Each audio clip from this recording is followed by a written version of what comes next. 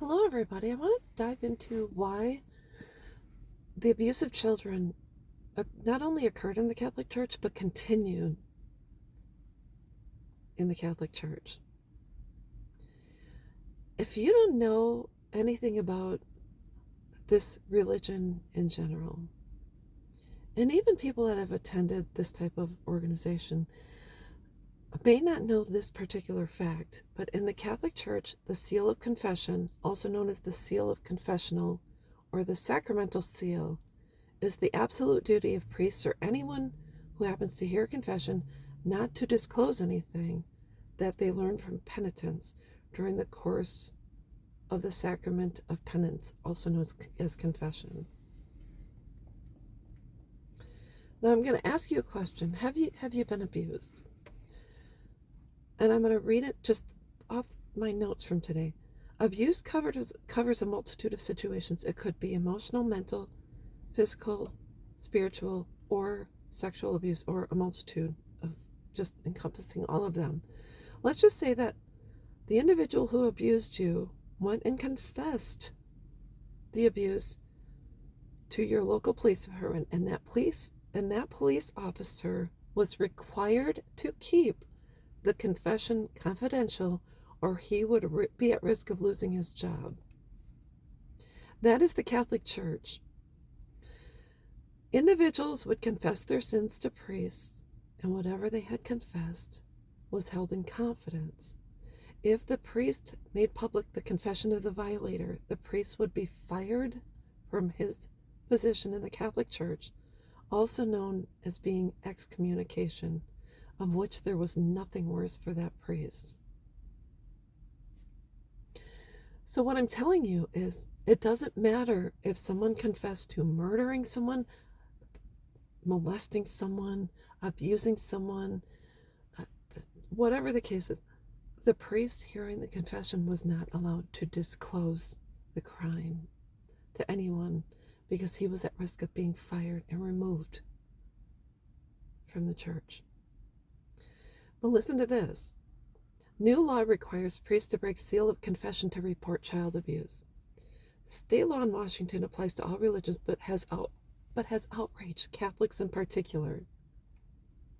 The secrecy of the confessional in the Roman Catholic Church is so sacrosanct that any priest who violates it is automatically excommunicated. In Washington state, a new law requiring clergy to break the seal when child abuse has been revealed has kindled a heated battle involving the state, the Roman Catholic Church, and the Justice Department. The legislation signed into law last week by Governor Bob Ferguson, a Democrat, requires members of the clergy to report child abuse or neglect to authorities, even if that knowledge arises during the sacrament of confession. It has outraged many Catholics in the state and across the country. This law is a clear intrusion into the practice of our Catholic faith, said Archbishop Paul D. Etienne of Seattle. The state is now intruding into the practice of religion, and if they're allowed to get away with that, where do we draw the line? If someone's allowed to get away with it, the only ones getting away with anything are people that are in the church abusing children. How in the hell has this been allowed to be in effect? And you know damn well, let's say you go to a church and you've been molested by a priest, and he's gone to confession and talked to brother so-and-so or father so-and-so or whatever, and he's told them, well, yeah, I abused this young boy, and he was 9 years old, and I felt him, and I had sex with him, and he did this and he did that, and I touched him, and his confession was kept secret. And we wonder why abuse not only happened in the Catholic Church, but continued to happen. And why these priests were moved around, because they could molest one plus a multitude of children at one church, confess to their fellow priests, brothers, etc., it would be kept secret, and then they'd move them to another church so that the victims would no longer see the perpetrators. Can you imagine how disgusting it is, and why this has been allowed? Because I'll tell you what, if you had a neighbor who went to the police department and said, well, I touched this kid next door. Oh, do you not think the police would have him in handcuffs?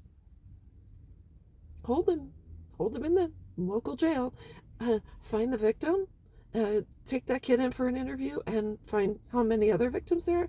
You think that a normal, I shouldn't say normal because there's nothing normal about harming children, but do you think the average person living in your neighborhood, do you think they would be set free and their confession would be kept locked up? What do you think that would really happen?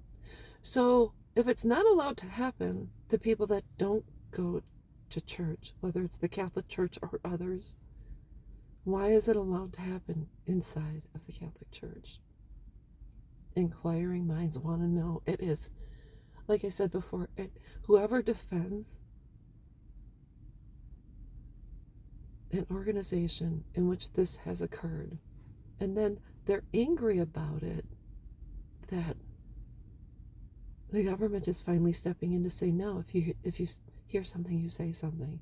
If someone confesses to a crime, because as far as I remember, it's a crime to touch a child inappropriately and harm them.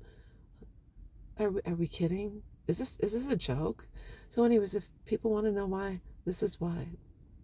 I will never, ever, ever step foot in a Catholic church. If you want to go to the Catholic Church, that's fine, but no, it's not okay. So anyways, that's what I wanted to talk about. I hope this helps someone else, and I'll be back.